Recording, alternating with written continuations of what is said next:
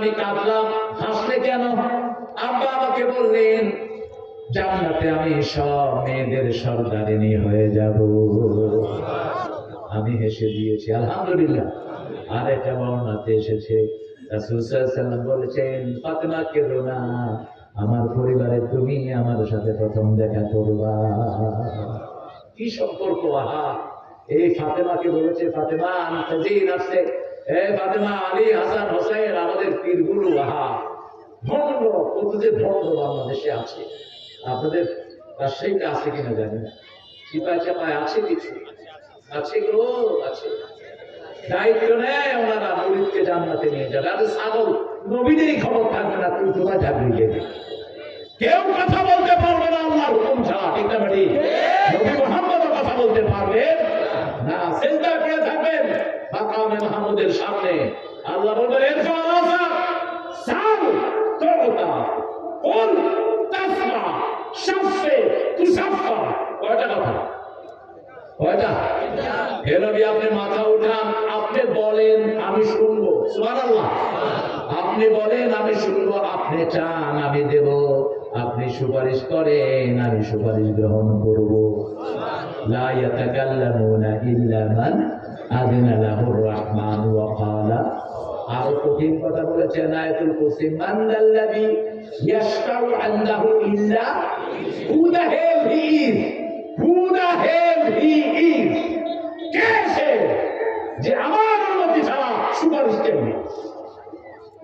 শয়তানগুলো গান বানিয়েছে, ইয়া রাসূলুল্লাহ ইয়া হাবিবাল্লাহ আমাকে তুমি গ্রহণ করিও, আমাকে তুমি শাফায়াত করিও। সে গামছা সে গত কয়েকদিন আগে এক মাহফিলে গেছি, আমার আগে দিয়ে গান গাইতেছে বুড়া বেটা একটা, ইয়া রাসূলুল্লাহ আমাকে তুমি তোমার কাছে ডাকি দাও।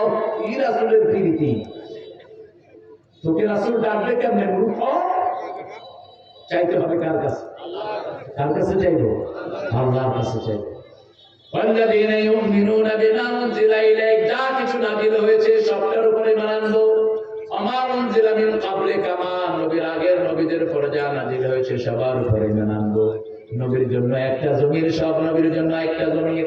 অর্থাৎ মুহাম্মদ সাল্লাল্লাহু আলাইহি ওয়াসাল্লামকে যে মানবে অন্য নবীকে মানার সওয়াব তাকে দান করে দিবেন কে? মা আতাকুমুর রাসূলু ফাখুযু। সূরা হাসরের ৭। যা কিছু নবী এনেছেন সব ধরো, যা তিনি দেন নাই তার ধারে কাছেও তোমরা যেও না। রমজান মাসে যত বেশি দান করবেন তত খুশি হবেন কে? রমজান মাসে দুইটা নিয়তে রোজা রাখবেন। কয়টা? বুখারী মুসলিমের বর্ণনা, মান সামা রমাদানা ঈমানাও ওয়া ইহতিসাবা গুফিরা লাহু মা তাকাদ্দামা মিন যামবি। কেউ যদি সওয়াবের নিয়তে, সওয়াবের নিয়তে, কিসের নিয়তে? সওয়াবের নিয়তে, মান সামা ঈমানাও, ঈমানের সাথে সওয়াবের নিয়তে রোজা রাখে, আল্লাহ বলেন, হে নবী আপনি বলেন, তার আগের সব গুনাহ আমি মাফ করে দেব। রোজা হলো ঢাল স্বরূপে, ঢাল ছিদ্র হয়ে যায় দুইটা কারণে, গীবত এবং মিথ্যা কথা। গীবত এবং মিথ্যা কথা। মিথ্যা কথা আমরা বলবো। সূরা হজের ৩০ নম্বর আয়াতে আল্লাহ বলছেন, মিথ্যা যেখানে মূর্তি পূজা, ওয়াস্তানিবুর রিজকা মিনাল আওসান ওয়াস্তানিবু কাওলাজ জুর। তোমরা মূর্তি পূজা থেকে বাঁচো, মিথ্যা কথা, মিথ্যা সাক্ষী থেকে বাঁচো। আল্লাহর কাছে তৌফিক চাই আমরা যেন মিথ্যা কথা না বলি। আল্লাহ মিথ্যা থেকে আমাদেরকে হেফাজত করেন, গীবত করা থেকে হেফাজত করেন। কোন ভাইয়ের গীবত করছেন, তাকে পেয়েছেন, তার কাছে তাহলে ৫টা কাজ করবো, রাজি আছি তো? ঈমান আনবো কার উপর? ৫ ওয়াক্ত নামাজ পড়বেন তো? বিবিকে মারবেন তো? খবরদার। যৌতুক যারা খেয়েছেন বিবির পায়ে করে মাপ চান, বিবি মাপ না করলে আল্লাহ মাফ করবে না। আর প্রত্যেক দিন খরচ করবো কার জন্য? রমজানে নিয়ত করেন ১০ জন মুসলমান খাওয়াবেন, ৫ জন অন্য ধর্মের লোক খাওয়াবেন, বেরোজগারি। তাহলে এরাও নামাজি হয়ে যাবে, ঠিক আছে? ঠিক। আর সব নবীরা একজন, সব নবীরা একজনকে শ্রেষ্ঠ নবী বলে ঘোষণা দিয়েছেন, তিনার নাম কি? মুহাম্মদ সাল্লাল্লাহু